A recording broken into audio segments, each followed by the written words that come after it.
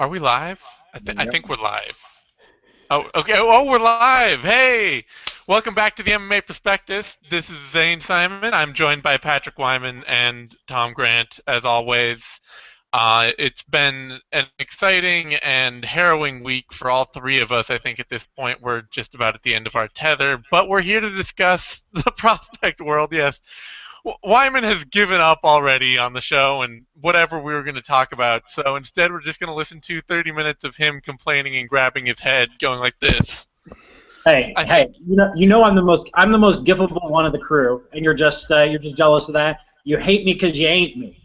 yeah, it's true. Just I've measured myself up to you, and I was found wanting. So yeah, instead, all you're getting is bitterness on this end. yup. Phrasing. Nah, it's just a long day. Already spent a lot of time recording stuff. Yeah, and what we're going to look at today is we're going to look at the UFC on Fox 14 card tomorrow, which has a ton of young talent on it, a ton of fighters that we're excited about. And then maybe we're going to talk about just one last look at our featherweight scouting report and sort of a preview of our extra pieces for it. Talk about the fighters that didn't make the cut. Talk about, in case of Wyman, talk about how dumb we are for some of the guys we overlooked.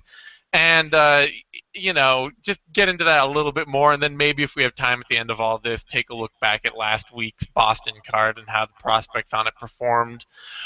Overall, not that great, so not a lot to talk about there, which is why it's last. Um, anyway, so to start out, I think with this card, there are like a few big names that we really want to cover, and then some guys that are maybe some of them might stick out, some of them might not.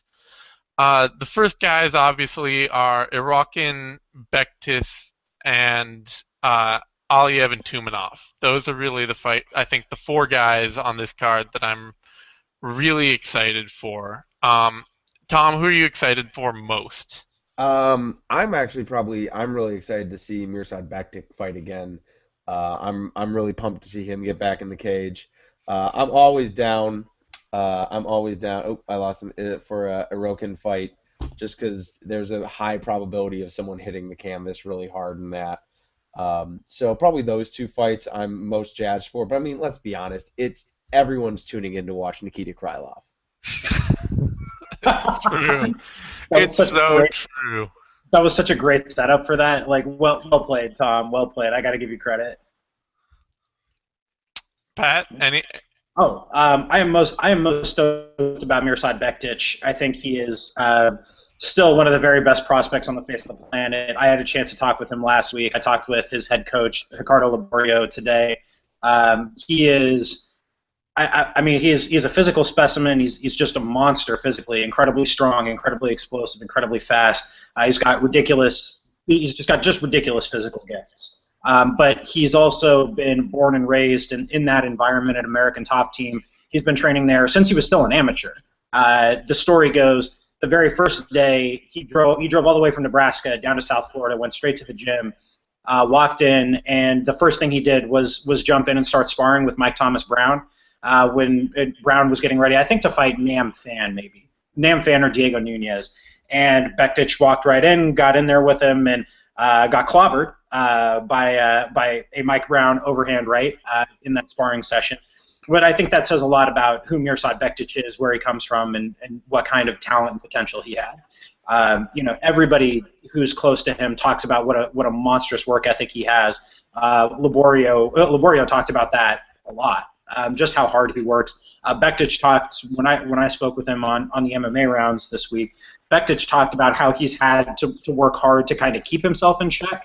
That when he's surrounded by that kind of talent in that environment, it's a constant struggle to not overwork himself because that's his natural tendency. But brutal top game, really explosive double leg, really puts together nice combinations with his hands.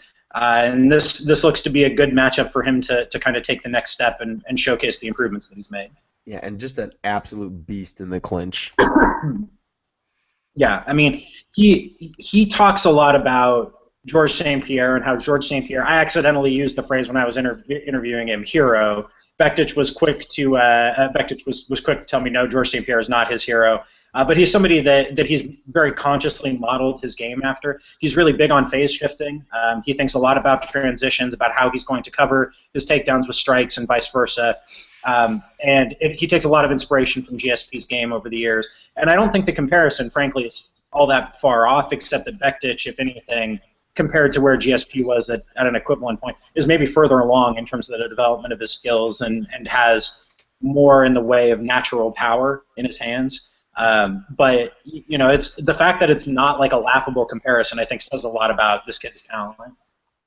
Yeah, it's definitely a fight I'm looking forward to, and I think it's a good uh, matchup in Redmond in a fighter who, and especially on short notice and missing weight, it probably sounds like he had not a great weight cut at all. I was hearing he cut like 33 pounds in 2 weeks for this fight, so.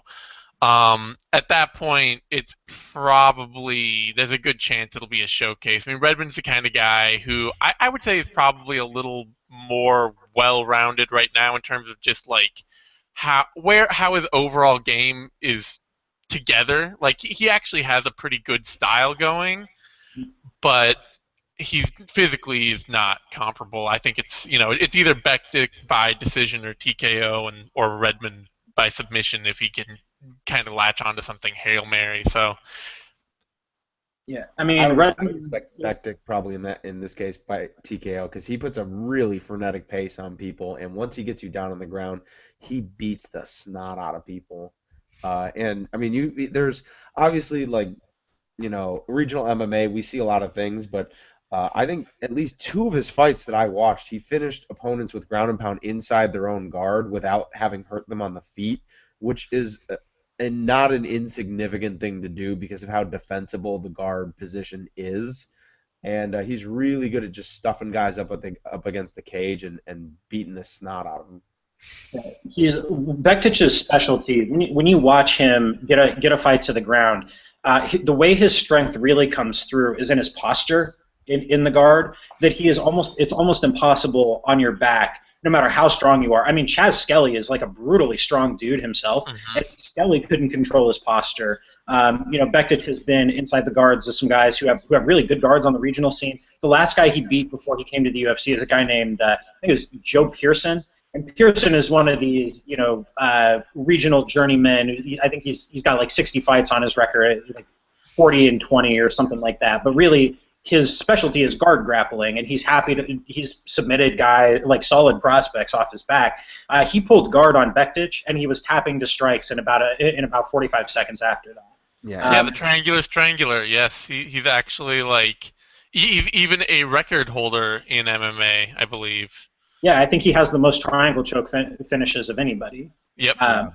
But yeah, I mean, so we're talking about a dude who has a lot of tricks up his sleeve in terms of how to control somebody from his back, and Bektic just blasted him. I mean, it was not for even a second competitive, and that's really what makes Bektic so special.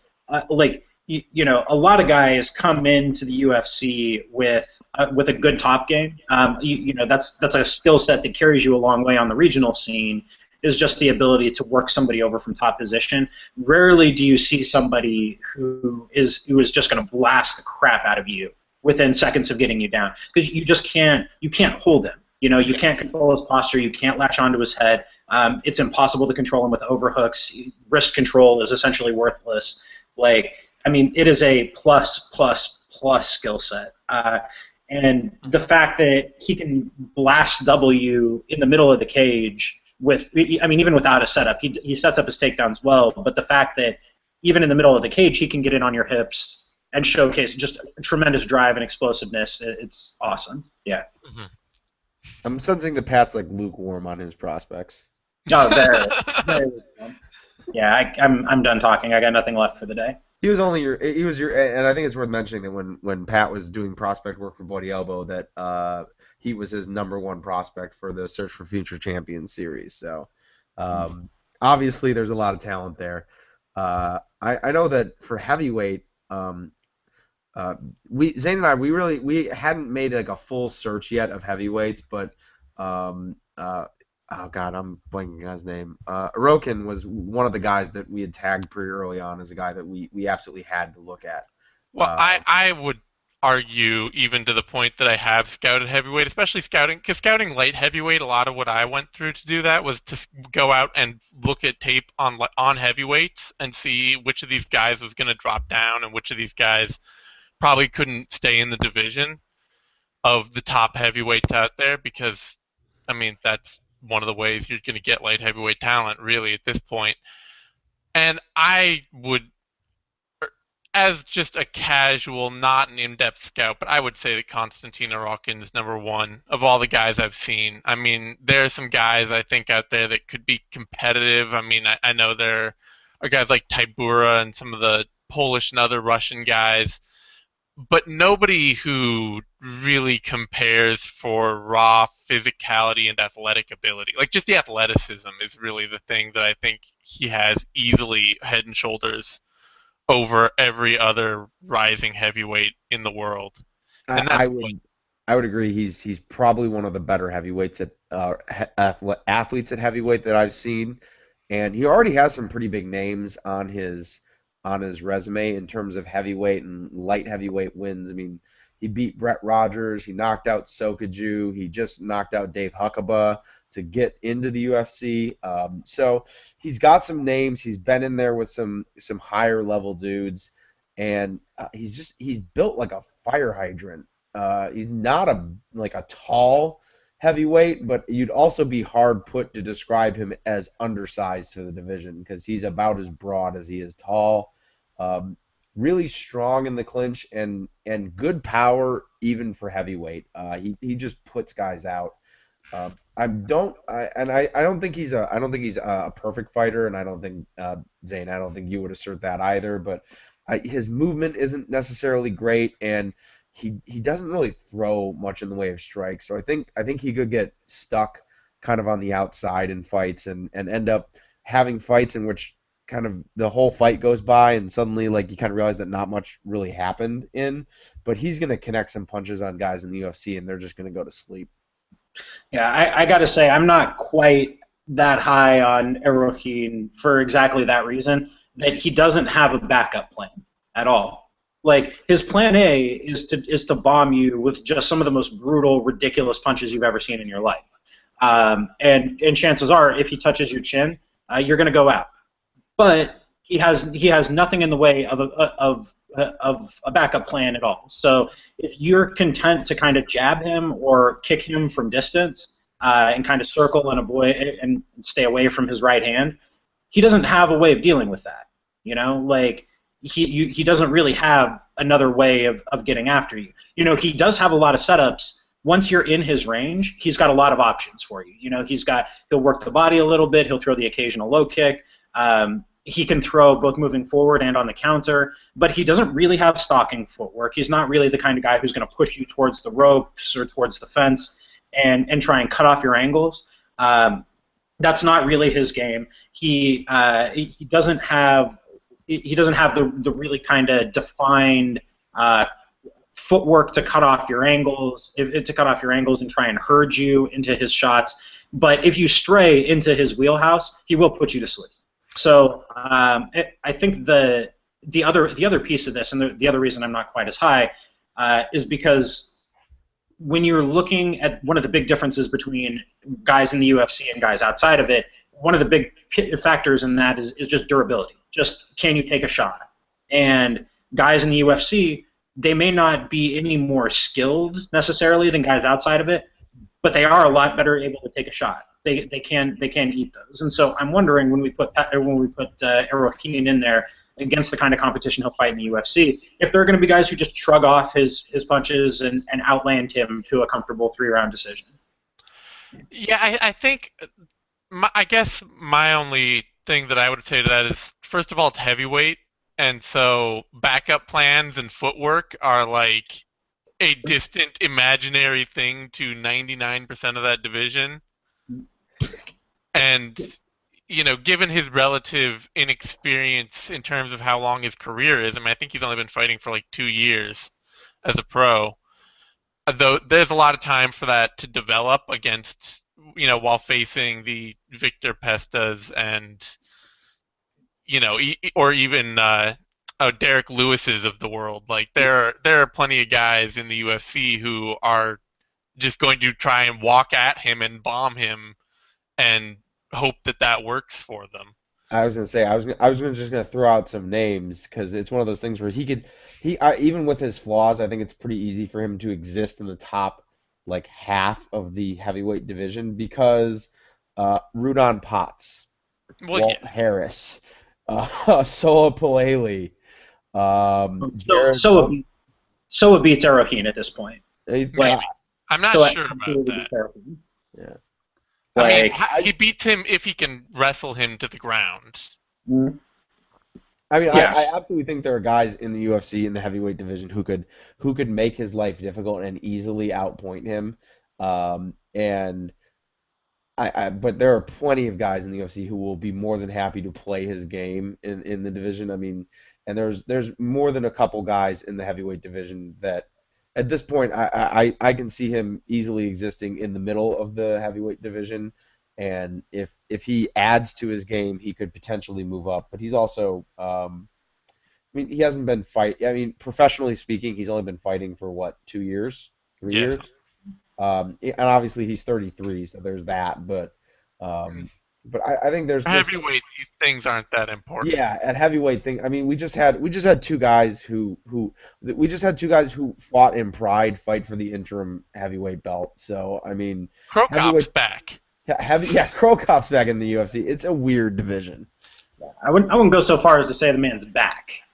I mean, No, he will be fighting in the UFC. He is present again. yeah, Physically, I'm just he's good saying to do that. that when talking about a prospect at heavyweight, like I think it's fair to say that you it just doesn't work like the rest of MMA. Mm. It doesn't. And I'm at the point with the Rakim where I'm excited enough, I'll say this, that I will want to see somebody outpoint him before I believe that somebody's going to outpoint him. Yeah. Yeah, I mean, he may have that kind of special, ridiculous, like, I can land one shot for every three of yours, and I'm still going to win a decision because it's just that clear that my punches are harder than yours. I just think that that's a real problem for most guys on that level. And I think he'll have a problem moving into the elite divisions with that. But I mean, again, to go back, But Nikita the elite is like Krylov top is one of five the in that UFC division. I heavyweight mean, division. really, it's a huge drop off. Yeah, Anyway, yeah, no, I would agree with that. I mean, it's if you're an athlete and you have as Zane said, if you're an athlete and you have Plan A that works fairly well, you can exist in the UFC heavyweight division and do pretty well. yeah, that I mean, I think it's one thing to I think it's fine to be tempered in expectations, and anything can happen in this sport, and maybe he won't take off the way I think he will. But I do think that in that division, it's wise to you know be realistic that a lot of the guys that are that even do fairly well and stick around. I mean, guys are just incredibly limited. You Oh know. yeah, yeah. I don't think there's any question about that. So next up, we got two guys, or both of which I think could have a very good future at welterweight. I mean, one of which we've already seen almost certainly does, and the other, I'm a little, it's is a little like this will be kind of a show for him to see what he can do. But that's Albert Tumanov and Sultan Aliyev. Aliyev has done really well regionally. When he's on the regional circuit, he's like a stone cold killer. But his Bellator career was very blanket like. Mm. I And think if that's his UFC career, I think there's like he's got a very real ceiling. yeah, I think Aliyev's main strength is he's a really good takedown artist. He's got pretty good shots on the legs and he's got good chain wrestling. He works really well in the clinch. He really likes trips from like kind of a stand-up clinch. He stands you up in the clinch and then he starts working outside inside trip combinations and gets you down. But on the ground, he identifies himself as kind of a ground and pound guy, but his ground game is very reminiscent of like it's the problem that freestyle wrestlers, international freestyle wrestlers have in MMA. They're not really that experienced with holding guys down. They're used to getting guys down, and then he carries his hips very, very high on the ground, and he's used to trying to control people who are actively trying not to be put on their back. And when guys are happy to kind of sit back and play guard, he has problems operating in guard, and he gives guys tons of space to move and get back up. So a lot of his fights kind of end up being takedown, a couple like 30 seconds to a minute of groundwork. They stand back up and then rinse and repeat, shoot in, clinch, trip, and then a couple punches, stand up, shoot in, clinch, trip. And I think that kind of has a ceiling, and if he kind of fills that in, I think he could be successful, but he's got to fill in that ground game. I mean, I picked Aliev in this fight, and I do think he'll win because Kenny Robertson is a lot of things, but he's not an awesome athlete, and Aliev does have like these big technical flaws in his game. Like I think you're absolutely right to point to his top game as being somewhat underwhelming and more underwhelming than you would expect for a guy with his kind of sambo background. And actually, this doesn't appear on his actual MMA record, but he did just get absolutely brutally leg locked in kind of a mixed rules sambo match back in September. It doesn't count as an official loss, but Kenny Robertson is absolutely a guy who's going to try and rip your leg off if you just leave it out there for him. So that's a concern for Aliev in this fight, and he does have a lot of room to grow. But it's worth noting that he was really raw when he was in Bellator. He was really raw. And he's got that loss to Doug Marshall on his record.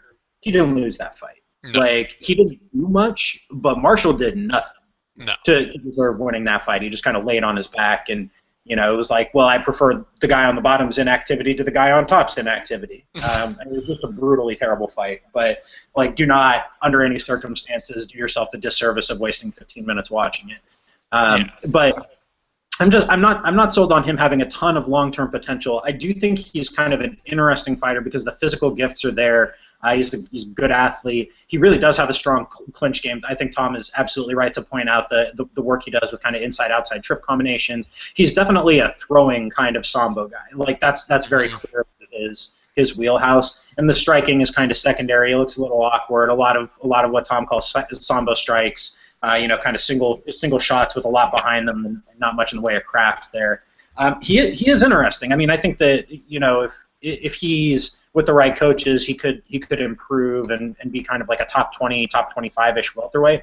But yeah, I mean, it's an interesting fight, and Robertson just does not get enough credit as being kind of a fun, interesting fighter to watch. I love watching Kenny Robertson, so I'm really gonna enjoy this fight no matter who wins. It's just one of those things that Aliev, even with holes in his game, I think he's one of those guys that's just he's the level of athlete that most fighters in the UFC just don't beat. Even in the UFC, he may not be top 15, but it's like Eric Silva. Eric Silva may never be a top 15 fighter with any consistency, but his level of athletic skill means that 80% of the division is just never going to touch him. Yeah, absolutely. And because I love this kind of delineation and stuff, I like that Pat brought up the idea that he is a throwing sambo guy, because I think a lot of MMA fans in general are starting to become familiar with kind of the sub-styles of sambo, and there are lots of guys who compete in combat sambo and in sports sambo whose primary way of winning matches is accumulating points through takedowns and then not really doing much else. And it's a sport where you can get around having not much of a ground game. And I think that's kind of the background he's coming from, because also the idea that all sambo guys have wicked leg locks. Not really. There are plenty of sambo guys that have basically no leg lock game, and so I think that's kind of where he's coming from. And it's kind of like with Khabib Nurmagomedov, where his game is pretty much takedown, make them work to stand up, and then repeat. And he just has so much cardio and takedown ability that you can't really stop it. and I think he just has like a slightly lesser version of that game. Well, even more Hobby Lobby. I mean, Yeah. that would be the real comparison. Is Hobilov is just a takedown artist, and that's almost his entire game. But that leads us to the final big prospect. There are a lot of prospects on this card, quite frankly, but the big name I really want to get to, and that's Albert Tumanov. And I'm honestly like, I feel like he's going to be in the top 10 before long. Unless the wheels just fall off the cart and he totally does not understand development and like keep up with my counter wrestling, make sure I work on my cardio. Unless like those are just things that he's like, yeah, fuck it, I can kick people. Like he should be headed for the top 10. I seem to recall that Albert Tumanov was the first guy that Tom got really excited about prospect-wise. Like, I remember before he made his UFC debut, Tom, you were watching film of him, and you're like, this guy is awesome! Like, and there were eyes bugging out of your head at like some of the things that he was doing. And then Alcantara split decisioned him. Ildemar Alcantara, that dude, he's like the second biggest welterweight I've ever seen. Like, Yeah, he's a middleweight now. Oh, yeah. There's no way he could keep making that cut. Like, he must walk around at 210, 215 pounds. Like, the dude's insanely low. The only guy I can think of off the top of my head who's bigger is, like, Seth Pazinski, and that's it. And I was talking about this the other day, but Tumanov, I think, and this is one of those things where it's like, this is something he needs to work on. His counter wrestling isn't bad. He's actually a pretty decent counter wrestler.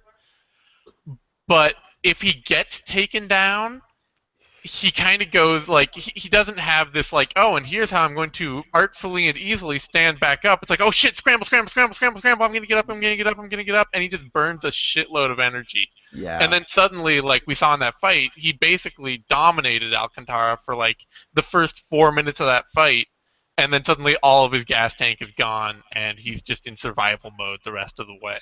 And more concerning in that fight was that he showed like a lack of some fundamentals from like a bottom game. I remember being very concerned from that fight that it was like he didn't know swim for underhook from like the half guard to then work to start to stand up. Like that was as basic as it gets from the half guard, and Alcantara just like quite literally started putting himself back in half guard because he realized that Tumanov was a great scrambler, but if he let him have half guard, that it shut down his scramble game, and then he had no way to get up from there. And so that to me will be, I mean, he's training at K Dojo still, right? So Yeah. that's a pretty good grappling school. I have a feeling we're gonna see some improvement on that front, but I'm not sold on him on being like on the upper levels of welterweight because you're gonna have to be able to like technically get back up from being taken down if you want to fight serious welterweights. Yeah. And in fairness to Tumanov, we've seen guys get to the very highest levels of mixed martial arts without knowing how to escape from half guard. Like the Cub Swanson Frankie Edgar was a clinic in how to not defend yourself from half guard. Like, on the part of Mr. Swanson there. Yeah, I mean, Tumanov could get enough of the right matchups to make it all the way. And this is why I say too. To me, it's like if he just doesn't, unless he doesn't have any idea of what the problem is, he should be able to get pretty far. Yeah, and he's gonna wreck people on the feet. I mean, he's gonna crush people if he keeps things standing up. It's interesting. We talk about different divisions as having kind of different strengths and weaknesses, and lightweight is just packed with awesome strikers, but it doesn't have a lot in the way of really strong, powerful wrestlers. Whereas welterweight is very much the opposite. Welterweight at every tier of the welterweight division is stacked with guys who are going to take you down. Every single tier of it is just packed with like wrestle grapplers who can strike a little bit, but they're not like they're nothing special on that front. And Tumanov, part of the reason that the Tumanov ceiling in that division is so high if he gets those technical flaws fixed, is because there aren't a whole lot of guys who could stand up with him in his elite skill set and live to tell the tale. He's just a brutally powerful puncher. His left hook is ridiculous. He's got tremendous instincts for landing his high kicks. And unlike a lot of guys who throw the kind of sneaky karate-style high kicks that he does, Tumanov is going to put you to sleep with those. Yeah. Like, like Ruslan Magomedov throws a similar kind of high kick game out there, Hmm. but he really doesn't kick that hard. Rashid Magomedov is another guy who throws those kinds of kicks. And again, they're powerful, but they're not like put you to sleep It's a powerful. point kick. Humanov is going to knock you. It is going to separate you from consciousness in a heartbeat if you get hit with a head kick. Yeah. I just hope that like 2 years from now we see Brandon Thatch versus Albert Tumanov in a number one contenders bout. Like, Yeah. Whew, you stole my yeah, beat. that would be that like that's all I want is just give them both time to climb and then that fight. You just say Thatch, and I'm so pumped that we're gonna see him back in the cage in like 2 weeks or 3 weeks or whatever it is. Like I'm so excited that we're getting him back. So will Brandon Thatch be the first guy that we're talking about, both as a prospect and as somebody who's fighting in a main event? Because I'm sure we'll talk about him on this show, right? Because he's only had 2 fights in the UFC. Yeah, we will be definitely talking about him, and I think he might be the first Yeah, guy that we talk about in that way. that's it's nuts that he's fighting in a main event, but like it's also nuts how good he is, and he's only had 2 UFC fights. Like Yeah, it's, he's he's a really special good. dude. Yeah. I guess the next question is: are there any? There are a number of other fighters on this. There's Anthony Christodoulou. There's Makwan Amirkhani. There's Chris Beal. Um, there's Victor Pesta and Paul Redman. Anybody that like really stands out to anyone? Personally, Um, I'm looking forward to Americani because number one, he's the man who tapped out. Yeah, I know I butchered his name. Whatever. He's the man who tapped out Duquesnoy, and I just really enjoy his game because I feel like he's like that. I think most submission or grappling gyms have a dude like him who just like just they just roll for submissions, and like if you roll with him 20 times, like you can control the heck out of him like 17 times, and then 2 times he'll catch you in a submission, and 1 time you might submit him. But like the 2 submissions he gets you in are just like nuts, like in a scramble and just snatches it up. So I'm kind of looking forward to him getting in there with Andy Ogle because I think Ogle is just at that level that he might win, but it also might be a lot of fun to watch. you know who Amir Khani reminds me of? And this is going to sound like a weird comparison, but bear with me for a second. Remember when we were talking about Paige Van Zant and how like spazzy her striking game looked?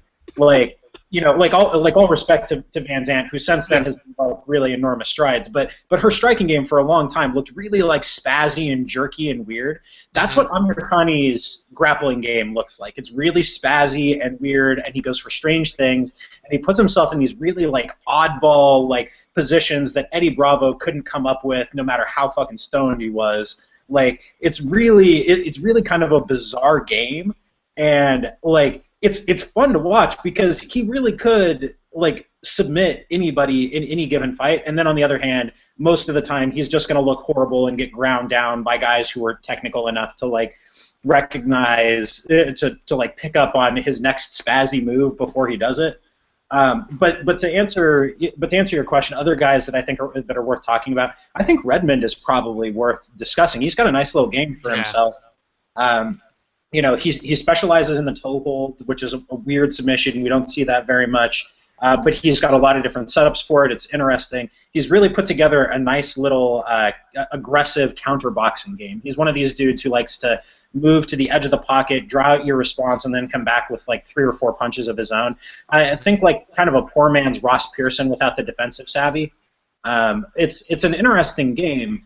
It's basic, but it really works well for him. He's really defined in his pressure. It's not going to help him against Bektic because Bektic is going to draw out that response and then duck under and take him down probably. But it's an interesting game. It's coming along nicely. He's made real technical strides, and frankly, I think he'll stick around the UFC for a while. Yeah, I definitely like Redman. I think the big thing was really that he's been able to pick up his volume and sharpen his combination striking to the point that that volume isn't just like I'm diving in with 1 or 2 strikes, but it's that now he's diving in with 1 or 2 strikes, like we say, pulling back, drawing out the response, and then coming in with 2 or 3 more that are actually pretty sharp and on point and reasonably decent. And yeah, maybe he's not going to hang with Bektik, but or he could easily pick up wins in the rest of that division.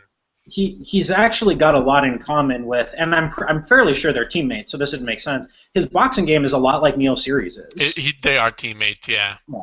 And they share a lot of similarities in terms of their approach. They throw from kind of odd angles, but it works. It looks a little bit janky the first time you watch it, and then you realize, oh, they're actually putting a substantial volume of leather on target. It's kind of an interesting approach that they've got. It doesn't really look like what we would think of as really pure kind of boxing. It looks a little more loopy, and the punches are coming from strange places. But it's interesting. It's a cool kind of game that they've got. Yeah. And otherwise, I'm frankly not that interested in Christodoulou or Beal. Christodoulou is legit terrible, man. He is really, really not good at fighting. Like, if Isimov doesn't take him apart inside a round, he should lose his roster spot. Yeah, Christodoulou's. The thing is, he's a top control grappler who's dependent on opponent mistakes to get to the fight to the ground. Yeah. Like, that's it. And that's a tough, like, that's an impossible road to hoe if you're trying to be an elite fighter. Like, please tell me you've seen his, like, self-put-together highlight video. Yeah. Oh my God. It involves all of these weird jump cuts and things that are designed to make him look like not nearly as bad as he actually is. I mean, I feel bad that we're talking about him like this, but the dude is really not good. And when I was looking for film of him for my preview, I actually thought he was the other guy in one of these videos, the first one I watched, because the other guy just, like, he didn't look great, but he looked better. And I'm like, wait, you're telling me the other guy wins this fight? I got like 6 minutes into it, and I'm like, you've got to be kidding me. Like, how did this dude win here? Like, it just didn't make sense to me.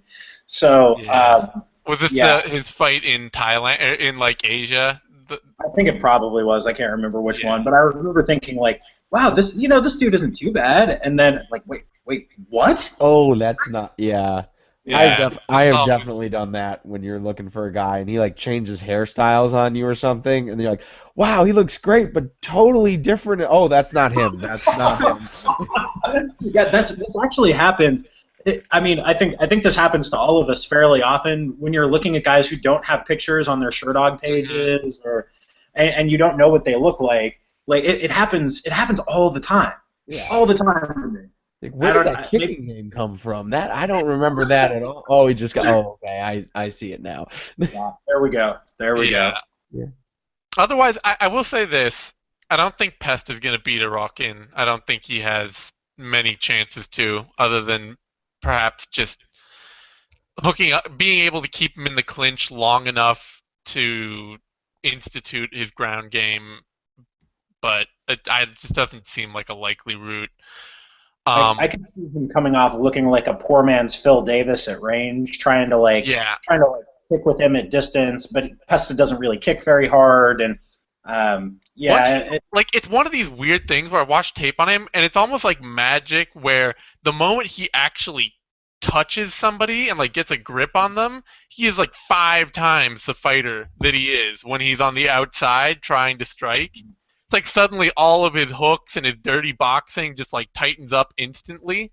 And you could even see it in his fight with Magomedov, where it was like he was getting picked apart and beat up the whole fight, and then 1 minute he got like clinched up with him and landed a huge knee. He was like, oh, where did that come from out of nowhere? And then he was back to getting his ass kicked. And I mean, he's got promise, but it's definitely... Like, he is a fighter I want to talk about because he's 24 and he's only, he's been fighting for a little while now, but at heavyweight I feel like he could have a future, but it's going to be tough for him getting these 2 matchups. I hope that they can throw him, somebody like Walter, what's his name? Walt Harris? Walt Harris, yeah. Yeah. I like it would be nice. I hope they give him. I do hope they give him a chance to stick around, just because he's definitely better than a lot of these dudes that the UFC has been signing recently. Like, he's definitely better than Anthony Hamilton. Like, is there any question in your mind, like, if they put him in there with Anthony Hamilton, he'd win that fight or ruin Potts? Still never going to let you forget about picking Ruin Potts in that one. I know. I did it twice, for fuck's sake. Timothy Johnson. You did it twice? You Yeah, picked Ruin Potts twice? Hamilton. Oh, Wow. okay. Hamilton and Potts. I mean, that's a damned if you do and damned if you don't situation. Because either way, you come away having picked one of those two in a UFC fight. Quick question. It's totally off topic, but is Hamilton Potts the worst fight of 2014? Oh, Better I think is it point. the worst fight ever? In like, the UFC. That's like the worst no, match. we had Royston Wee, Dave Galera. Ah. That was a fight that. Yeah. Oh, why do you make me remember these things? Remembering that just was like put you both into like the scene in Clockwork Orange where the eyes are pried open. It's like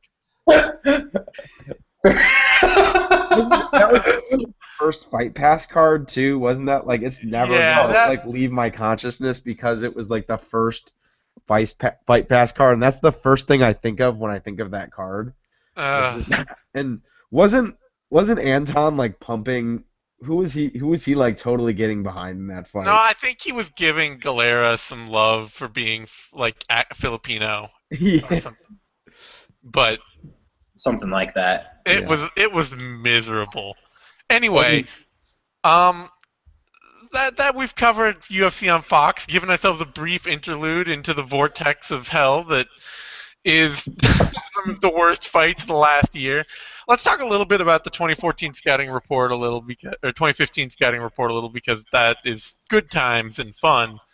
As we know, we did our last show highlighting all our picks and talking about them and what brought us there and all that.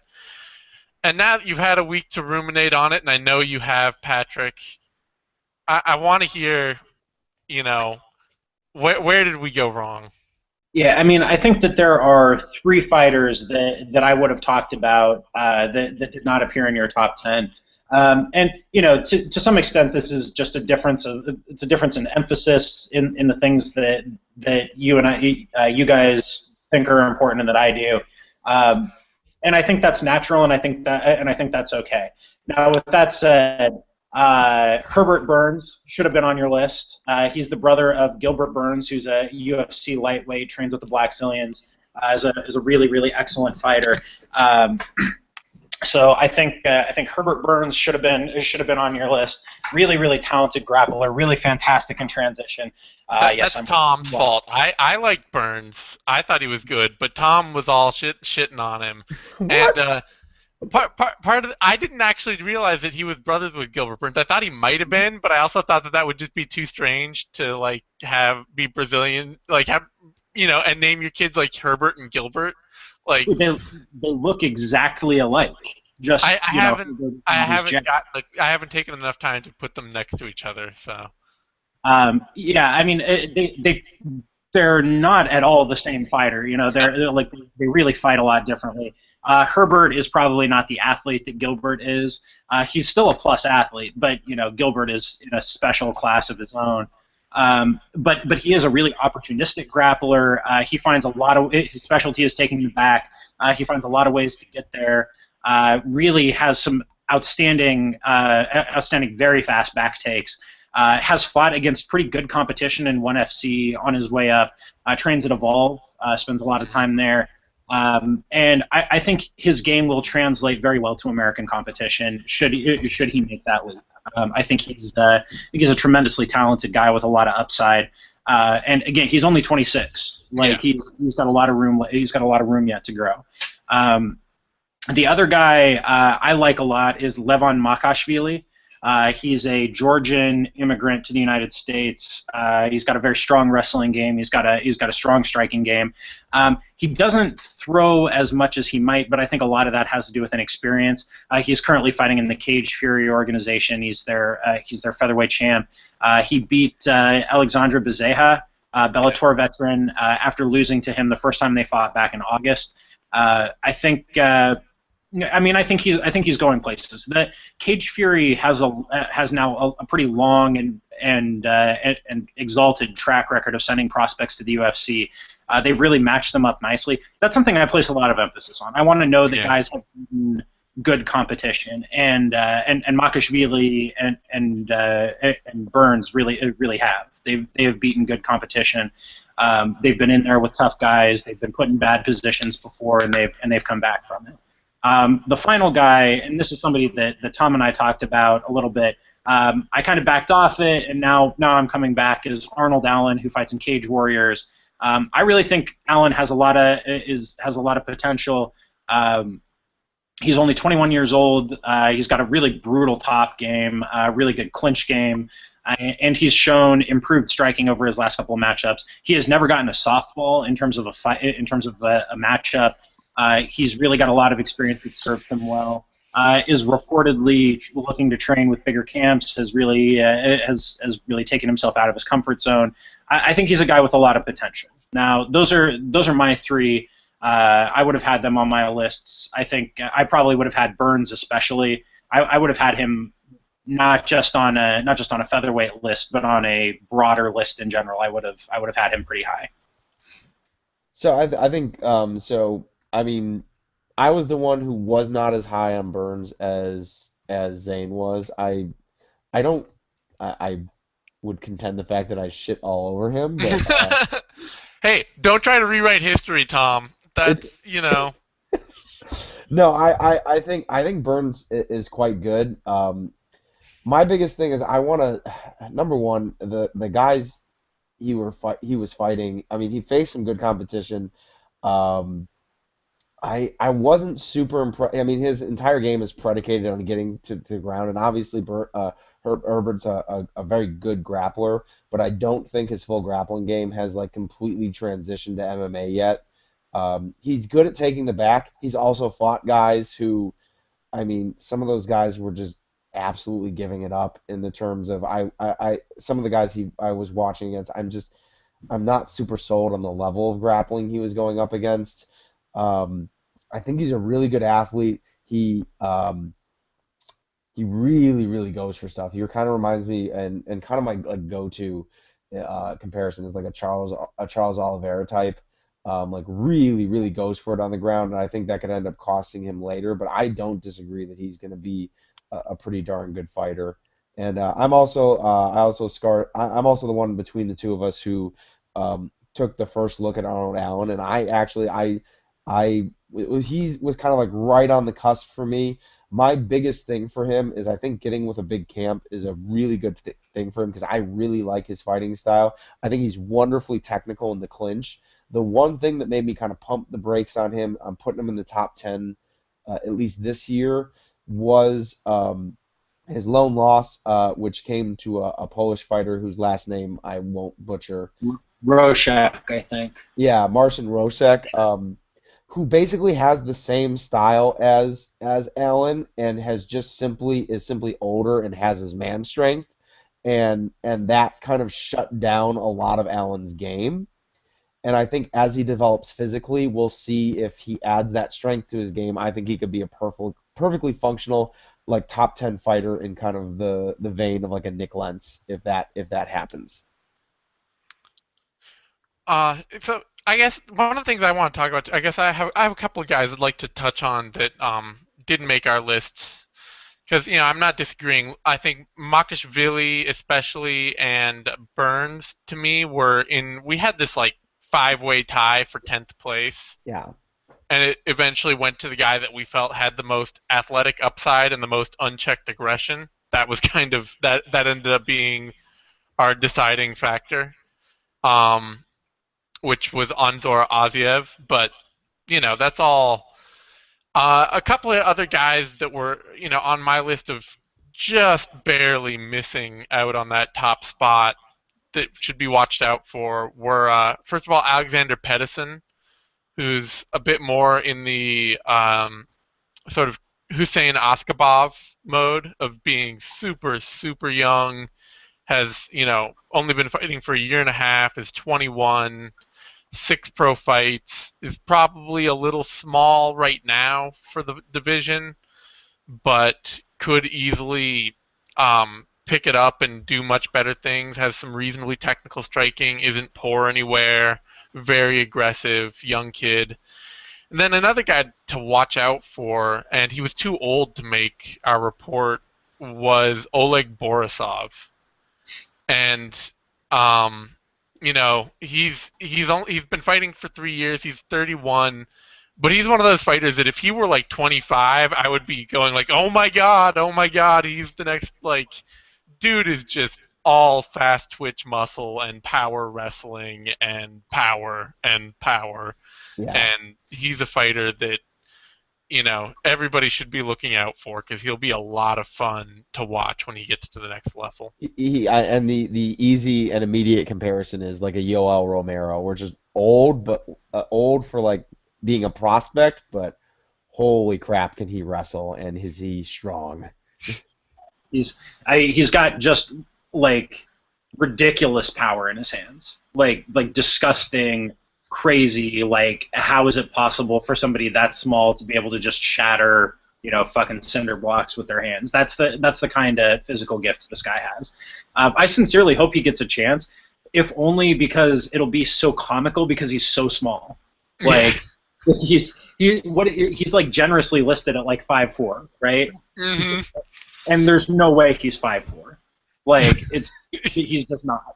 Like, he's maybe 5'2" or 5'3".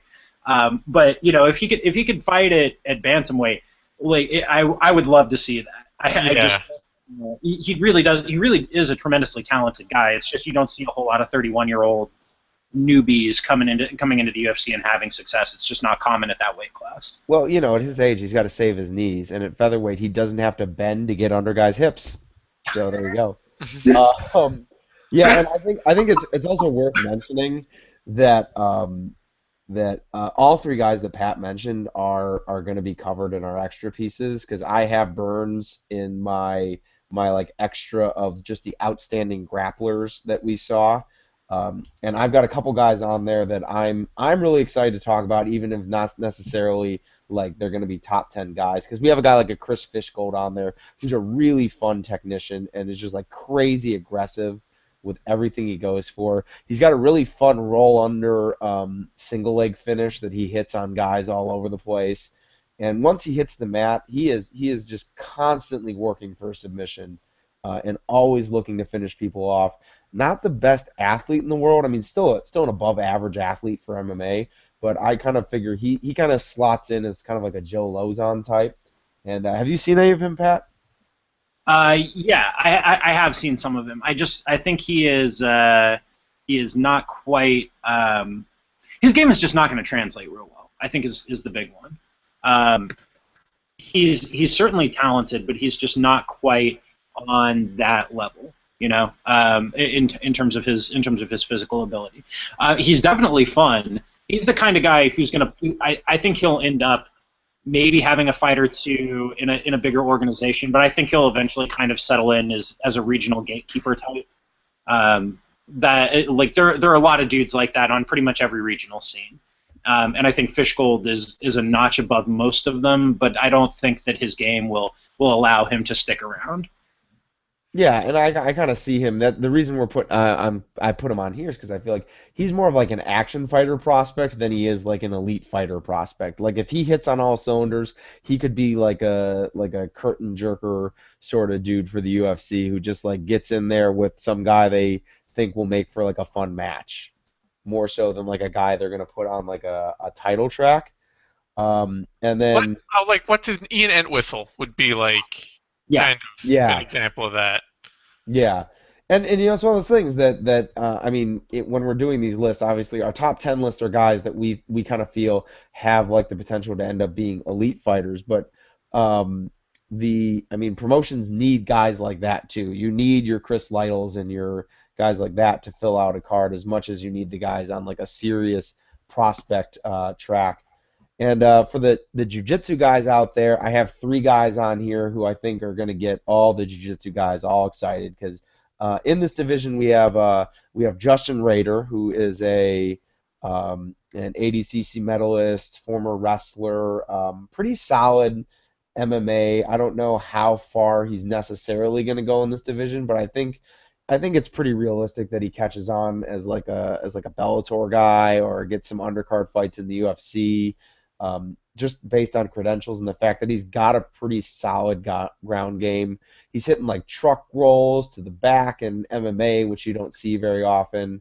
Um, a Damian Maya prodigy and Rafael Domingos, who is just crazy aggressive and a technician on the ground. And then the big name who I'm really kind of pulling for in some ways because I really look up to his style of grappling. But Ryan Hall, kind of working his way through pro MMA, having a lot of trouble finding opponents. He's had like a terrible run of guys just dropping out of fights either because of injury or not wanting to fight him. But he's got a really kind of deep technical game. He's got better wrestling than you'd expect from a jiu-jitsu guy. He's actually quite apt at adept at getting fights to the floor. His striking is, well, he's working on it. He's working with Faraz Sahabi and the guys up at TriStar, and once he hits the ground, he's was originally known for like playing like weird inverted guards, but he actually has a pretty nasty top game. He has a couple of knockouts from the top, and one of the reasons he stopped doing competition jiu-jitsu is because one of his real strengths is leg locks. He's got a really deep leg lock game, and most of it was kind of killed by a lot of the rules restricting leg locks. And I think that could make him kind of an X factor to, again, kind of catch on either with a Bellator or something like that if he's able to kind of put a couple fights together. Yeah, I mean, I think that more or less covers it. The only other guys, like, I think the other guys drifting around the American scene that we're kind of looking out for would be like Shane Burgos, who really only missed out on our list because he's had kind of a dicey medical history, scoliosis, which, I mean, he's had repaired, but like guys with spine conditions, that's kind of hard to then like turn around and be like, you're gonna be a future title contender with your severe spine condition. And Andre Harrison's probably heading for the UFC, I would think, pretty directly. It'll just be a question of when. He fights out of Belmore Kickboxing. He's 7-0. Solid everywhere, not outstanding anywhere, but one of those guys who's just going to get there, almost assuredly. Otherwise, we should talk a little bit about Boston just for a few minutes because we've got a little bit of time. Pat, you've been silent because I'm sure that the weight of our mighty intellect is just weighing down upon you. But was there anybody out of Boston that you came away with thinking, wow, that was an awesome performance from that young prospect? Not an awesome performance, but I think at this point it's fairly clear that we need to have some respect for Charles Rosa's resiliency and his ability to consistently catch guys and make guys work. You know, he's not going to give you an easy fight, and if you screw up, if you make a mistake, he's going to take advantage of that. Because that is a fight that Sean Soriano should have won. Like I don't think there's any way around that. But for whatever reason, Rosa just does not, or Soriano just does not seem to make good decisions in fight. And and there are a lot of guys that it takes them a long time to get to the point where they're comfortable with that. He would not be the first guy to have had an early career replete with just mistakes that in hindsight you're like, how did you do that? Matt Brown did that for years, where he would get to the ground and he would panic and he'd think, I got to get up, I got to get up, I got to get up, and he'd leave his neck out there and he'd get choked. Like, Matt Brown did that multiple times, But so it's hardly inconceivable that Soriano could become comfortable over time and fix that. He's a good candidate for a promotion like Titan or probably not RFA at this point, but like Titan, maybe Bellator, maybe ONE FC, something like that, where he can have some time to work on those things because the talent is obvious in his case. It's clear that like he really could be a good fighter given time. But I think you can't screw around with Charles Rosa. He's dynamic. He's very dynamic on the ground. It doesn't take him much to find a submission. There's still questions about his wrestling game and what exactly he can do on the feet. But on the ground, at least, he's lethal. He's venomous. Yeah. He's dogged and he's tough. Like, I mean, and that's one of those things that, like we were talking about earlier with the UFC, and at a certain point, like one of the big differences for a lot of it is that almost everybody who gets to this level and really sticks around is just really tough, just really willing to take a lot of damage and gut through a lot of situations that most guys aren't going to make it through. And say what you will for Rosa as like his skill set for finding consistent success, but he's got the toughness that's going to see him stay in fights. Well, yeah, and if he ends up spending more time at ATT's main facility, like, he'll eventually improve those things. Yeah. He will eventually grow a pair of hands to go along with his kicks, and he will improve his wrestling, because you can't hang out at ATT and not do those things when you're surrounded by guys who are going to eat you alive in a sparring session. If you don't know how to defend a takedown, you're eventually going to learn how to do it. Yeah, it even looks like his wrestling has probably improved. It was just that his striking is so not there that once it became apparent that he couldn't strike at all, it was really easy to predict his shot in that fight. Yeah, absolutely. I mean, I think he's a guy who has some talent. Norman Park, I mean, what can you say? The dude, like, I don't think you can beat Gleison Tebow just by volume striking him at this point. Like, if we're talking about Tebow as prospect killer, like, you've got to be able to make him stop and think a little bit. And Park just does not hit anybody hard enough to give them pause, Yeah. Then this is Park. He's not really a prospect at this point anymore. This was sort of his first trip to the top of the mountain, and he fell short. Can I say about Park though that I forget who it was. I think it was someone on the Sherdog Roundtable talked about. I was rather impressed with Park's ability to keep fight off Tebow's takedowns, coming from kind of a pure judo background and things like that. He did a nice job staying on his feet and making Tebow kind of beat him mostly on the feet, and so I think that was at least a sign, like a positive for Park coming out of here, that Tebow wasn't able to work his pick up, put down routine with people where he just picks you up and slams you and picks you up and slams you.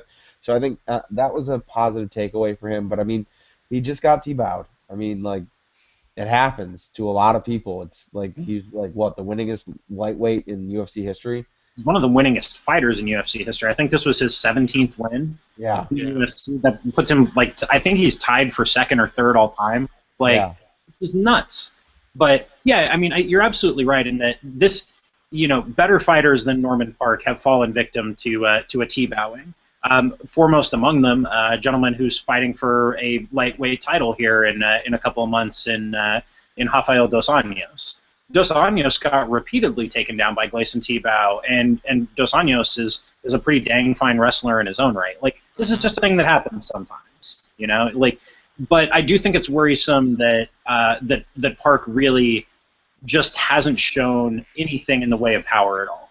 Yeah, that's a problem, because we knew he had great takedown defense. He's always been a tree stump of a man when it comes to his clinch game. But if he's never going to have power, then he's going to end up in that sort of Michael Bisping territory, except in a much deeper division, where you're like, yeah, he does a lot of things well, but he's never troubling anyone enough to actually get himself into contention.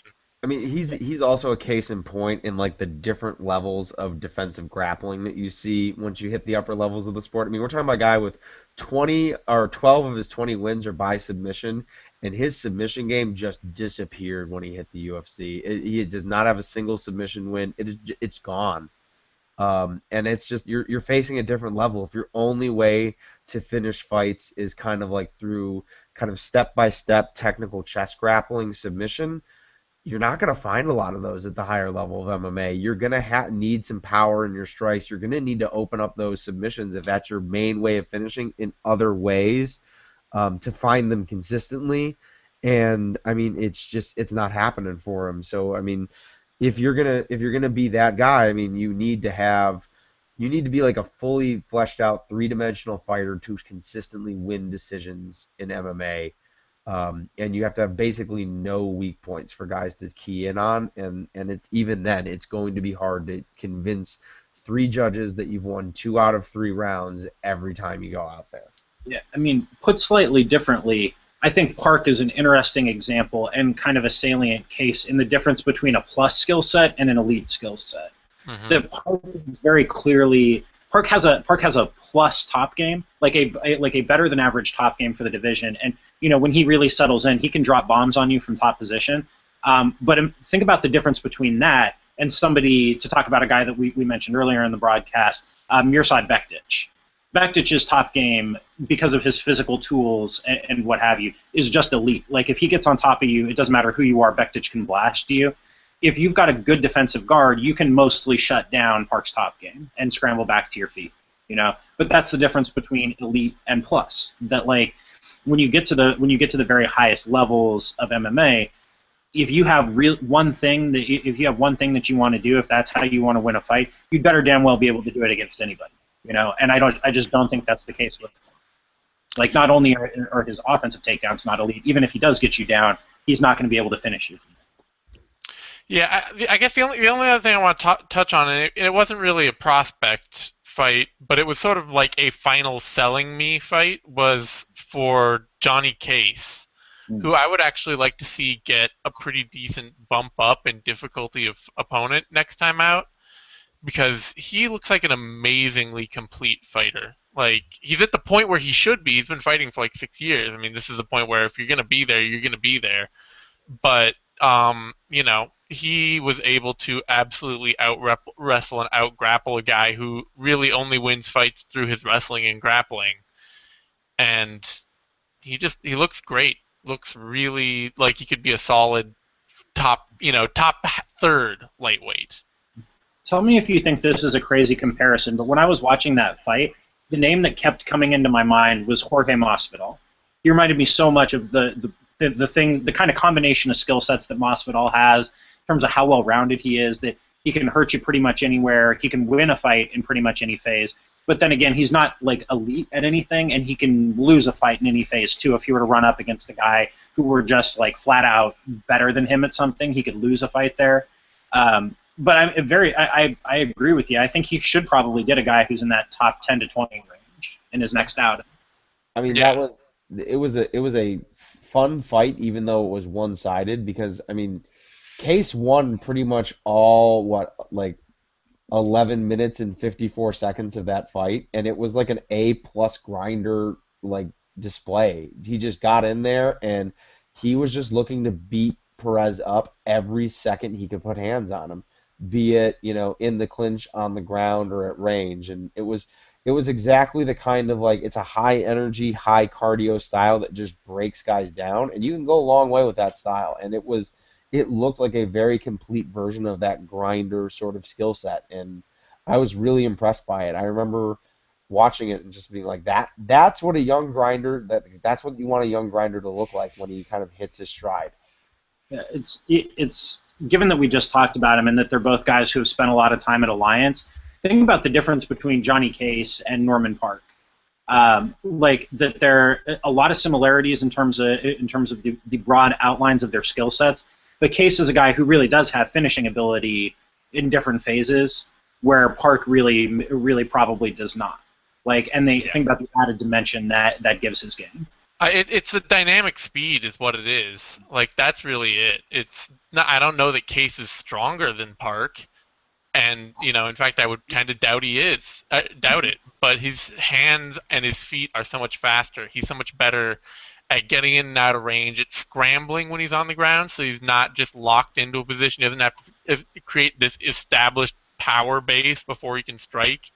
He's able to move, and that's what it comes down to, is really just raw speed. Case is a lot faster. Mm-hmm. Yeah, that's probably true. And I mean, anything else? I think we kind of covered everything we wanted to get to. I'm really looking forward to this card tomorrow. There are a lot of fighters that I want to see. I don't see one fight on this card that I think is going to be really boring unless Phil Davis beats Ryan Bader. Yeah, that's. I don't know. I think Henderson Musasi could be both boring and super depressing. It could be depressing. I hope it's not. I don't know. I mean, I think Musasi. I don't know. I don't know that I have enough faith in Henderson right now to think he'll make that fight boring. Yeah, yeah. Who knows? Who knows? Still, it's a card I'm looking forward to a lot. Watch Mirsad Bektic, guys. Watch Mirsad Bektic. Yeah. Watch Mirza Bektic, watch Konstantina Rokin, watch Albert Tumanov, and you know that I think we're all good. Tom, you've put up a little question. You threw me off my game. I was Uh, mid stride. This is like, it's like I'm going after it. I'm right there, and then you're asking me a question, and suddenly all my concentration is gone, and I've got to start all the way over from the beginning. I pride myself on it. Okay, did you really have a question? No, I remember Pat wanted to throw something in for Cage Warriors, didn't he? Oh, Oh, for yeah, Ring yeah, of yeah. Combat, yes. Oh, sorry, Ring of Combat. God, I'm totally yeah. Yeah, actually, I think the cards tomorrow night. But the this weekend marks the 50th show for the venerable Ring of Combat promotion. I had the chance to speak with the promoter of Ring of Combat, Lou Neglia. I talked to him on Wednesday on Beatdown on Sherdog. Neglia is exactly the kind of character you would expect a Long Island MMA promoter to be. Really a funny guy, a nice guy, really cares deeply about his fighters, knows more about matching up prospects and how to find guys and build them from the very beginnings of their careers than just about anybody out there. They're doing their first show on internet pay-per-view. So if you're into prospects, it's a stacked card. It's got guys like Gregor Gillespie. It's got a kid named Max Bohannon down on the undercard. It's got Julio Arce, who's a big time prospect coming out of Tiger Schulman's. It's if you're into that sort of thing, I highly recommend it. And Neglia, just a great guy, just a great guy. I talked to Matt Serra today as he was in the car driving his guys up there, and it's a really tight scene filled with good guys. And if you're going to spend your money on an internet pay-per-view, buy Ring of Combat. When you said he's like exactly what you'd imagine a Long Island promoter to be, I really was like connected. No, In, no, no. I mean, in the sense of having just like a really thick accent and yeah, like no, I hear you. but yeah, no, I'm making no statements about Lou Neglia like that. Okay, okay. We don't want to say we know anybody who knows anybody. Yeah. Well, he Pat knows does not want to end up in the river, so he's gonna cut it off there. like apparently his Lou Neglia and Matt Serra's dad have known each other for like 30 years. So they do know people. They all know each other. So don't talk badly about Lou Neglia, or you'll find a pasta weight Matt Serra staring at you. Indeed. All right, on that note, we are well and truly done. Thanks everyone for joining us. Give the video a like if you're watching it on YouTube. That shit matters, believe it or not. Follow Patrick Wyman at Patrick_Wyman and on SureDog.com. Follow Tom Grant at TP_Grant and myself at DZane Simon. You can find both Tom and I at Bloody Elbow. And tune in next week because we'll be back, I'm pretty sure, unless one of us gets whacked.